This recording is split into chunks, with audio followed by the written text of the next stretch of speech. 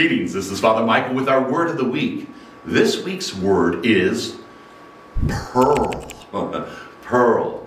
Did you know that the only gem that's created by a living organism is the pearl? And furthermore, that pearls are formed in a very unique way, and that each pearl is like DNA. It's like a fingerprint. No two pearls are exactly the same. They're organic. They're the result of a living process. But here's that process. The pearl is not formed by the mollusk, whether it's an oyster or a clam or a particular species of mollusk, are not formed by the natural living routine of that mollusk, but are a response to a kind of threat. When there is a little sand or other debris that gets into the oyster, what does it do? But it secretes a kind of liquid that indeed forms layer after layer after layer. And once it comes into full form and hardens, it becomes something beautiful, something radiant, something that people want to wear as ornamentation. The pearl is formed with patience, with perseverance, and is the result of enduring pain and suffering. And indeed, the pearl gives that sense in which it is the product of response to something that's an irritant in the life of the mollusk. Well, so too for us in our lives. Our own sense of irritants, our own sense of suffering can be transformed by God's grace. And how to understand it. In the second reading, the great reading from the book of Revelation, John has this vision of the new Jerusalem, the heavenly city. And in that city, the doorway to that heavenly place are 12-fold. There are 12 gates in the new Jerusalem, the heavenly city. And what are those gates made of? Each one is made of a single pearl, hewn, right, from and representing the apostles or the great pillars of the faith.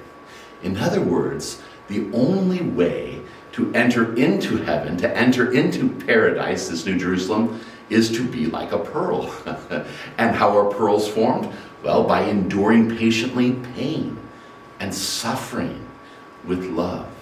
In the gospel, Jesus tells his good friends, his apostles, in the world you will have many difficulties, you will have struggles, but do not be afraid, have peace. I have conquered the world. Jesus gives us the strength, his own life, in order that the hardships, the sufferings of our life might be transformed into the very radiance of his grace, and if you will, the pearls of our life. It's interesting to think. We often think that our suffering, our sorrows, those difficulties, those irritants in our lives are the things that keep us from a relationship with Jesus, are the things that keep us from loving others and being generous and being virtuous. To the contrary, they are the means by which virtue is formed. Layer after layer of acting with perseverance and patience and long-suffering allow us to radiate and to form the jewels of God's grace in our own lives. Consider this.